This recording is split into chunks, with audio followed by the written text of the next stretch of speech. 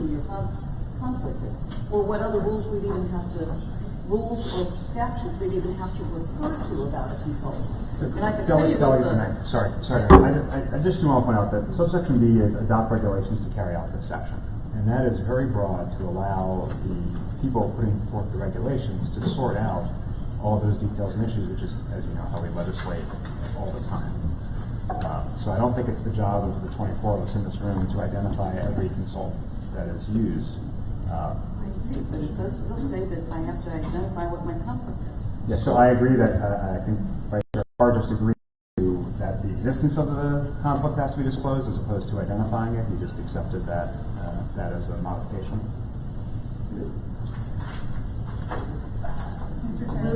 It's also when first retained. I'm not going to be retained at all if I have conflict. I'm sorry, Delegate Love? Thank you, Mr. Chair. That's actually the point I was going to make.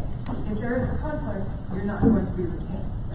So to some degree that there's an internal inconsistency in here that I completely agree with Delegate Dumay's point about this. And so I'm also in a quandary because I have no problem with the second part, but I can't vote for the amendment with that in it. Delegate Moon? Let me third this issue. I find this puzzling. And so I guess the question I have is, this is a very specifically worded amendment. What scenario was it contemplating? Where the attorney has been retained, and there's some conflict that we're trying to get out there. What is that conflict? What is the type of that conflict that was contemplated? Sure. Suppose you're purchasing a house. So you're doing a deal with the seller of this house, and you have an agent or an attorney who's representing you in the transaction. You go to settlement, and then you look across the table, and representing the seller is the same person. That's a conflict of interest for someone to represent both sides of the deal. And there have been examples of that with HOC. Delegate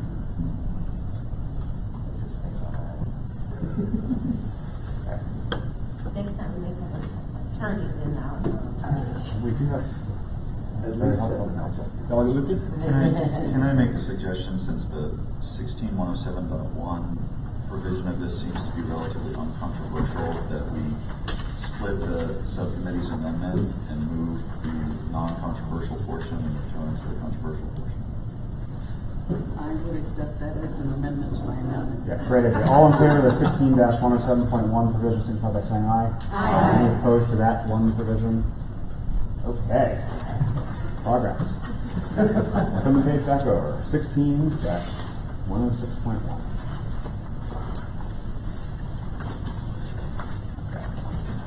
I think what is before us at this point is whether or not to adopt the amendment encapsulated under 16-106.1. I think that's correct. Voting for that amendment is to obviously approve it. Voting against it is the position Delegate Dumais has been articulated. So that's the motion. That's what's before us. Is there further discussion on this amendment? Okay. Stop.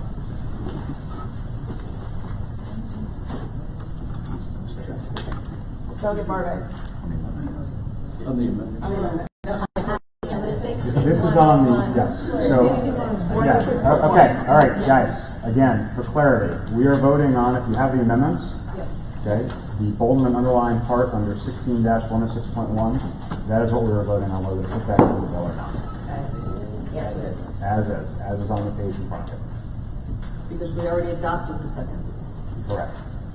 Any further discussion? This seems to be some confusion. Delegate Lutfi? Mr. Chairman, I'd like to move a substitute amendment to say. I think it's on the table. well. I mean, I'm not an attorney. I appreciate and respect the concerns of the folks in the room that are attorneys. I think they raise real issues, which is why I asked the sponsor of the bill a second ago if he would agree to shall disclose the existence of a conflict of interest rather than. I think we were in the middle of we were in the middle of a roll call. All right, from the top on the amendment as before you.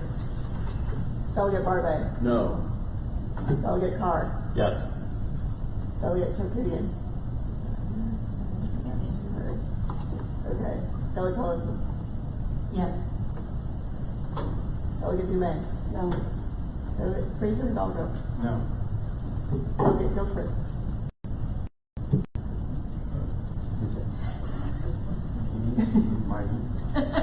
No. Delegate Kaiser. No. Delegate Kelly. I'm going no, but I'm so on the bubble because I'm liking cookies. Okay, so let's keep going. Delegate Lopez. Yes. No. Delegate Love. No. Delegate Lukey. No. Delegate Moon. No. Delegate Fontaine. No. Delegate Chief. No. Delegate Queen. No. Delegate Resnick. No. Delegate Shetty. Yes. Delegate Solomon. Yes. Delegate Stewart. No. Delegate Wilkins. Yes. Mr. Chair. No. Okay, the amendment fails. Just a reminder, this bill goes to a standing committee. Standing committees can amend bills. We get to vote on those amendments as a delegation. I have to run around with a little sheet. So if there's further amendments to this bill, that would be a very appropriate place to deal with them. We have many members on the standing committee, including the chairman, in the room. So I think with that, we should move on to final passage of the bill. If it Okay, passes. so we're gonna move the bill with the amendment from 16-107. Move the bill with the amendment. And to clarify, the other amendments are just not 16-106.1. Delegate Queen moves the bill. Is there a second? Yes. Second. Delegate Wilkins seconds. Discussion on the bill. Marvin.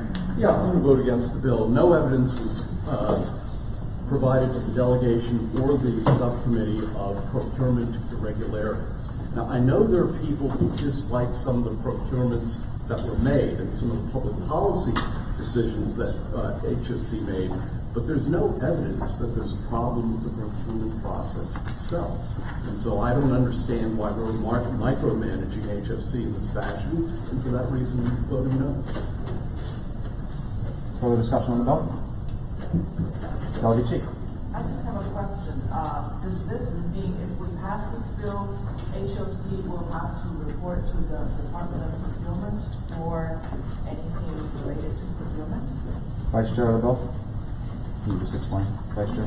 No, as originally introduced, the bill would have required HOC's procurement to conform with the county's procurement. What does conform to mean in this case?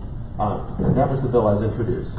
As amended, what the bill does, it simply says that any procurement, non-federal, because federal procurements are already regulated, but non-federal procurements, they would have to come to a vote, a public vote by the governing body.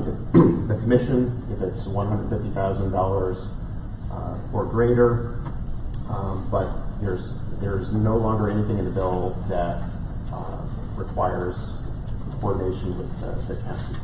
And there's a handout here that just shows in comparison what some of the procurement thresholds are for other housing authorities. Fairfax County is 100,000, Prince George's County is 100,000, and similar types of bodies. So this would actually put HOC into a similar posture as many of their peer agencies. I just want to point out that I worked in Montgomery County government, and I'm not aware of many plans of the county's procurement process, and I'm sure it's really improved under Director Shetty. Yeah, let's say no offense to any. I still the government process, it has to put in a lot of bureaucratic processes for necessity. So, you know, if you think this is a better way to do it, then that's a choice that we make as a body. Vice Chair Carr?